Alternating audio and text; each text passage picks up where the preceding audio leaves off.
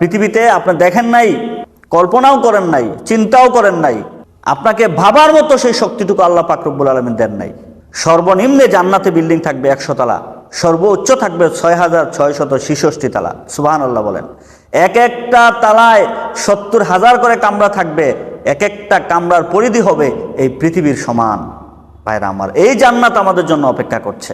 ওইখানে কোনো রোগ থাকবে না, ওইখানে কোনো ব্যাধি থাকবে না, হিংসা থাকবে না, পরনিন্দা থাকবে না, মৃত্যু থাকবে না।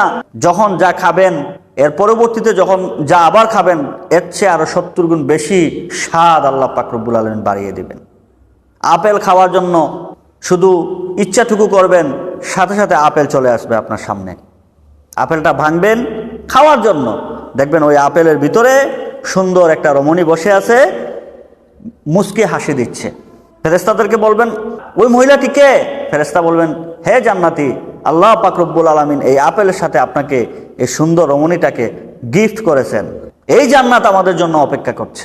আল্লাহ রাসূল সাল্লাল্লাহু আলাইহি সাল্লাম বলেন, ওই জান্নাতের যদি একটা হুরপরির কানি আঙ্গুলের কোনা এই পৃথিবীতে দেওয়া হতো, তাহলে সূর্যের আলো অন্ধকার হয়ে যেত, অমাবস্যার রাত্রির মতো অন্ধকার হয়ে যেত। সূর্যের আলো এত উজ্জ্বল, এত লাবণ্যময়ী, এত আকর্ষণ। মিউজিকের তালে তালে পুরো জান্নাতের প্রতিটি গাছের পাতায় ঝংকার শুরু হবে মিউজিকের তালে।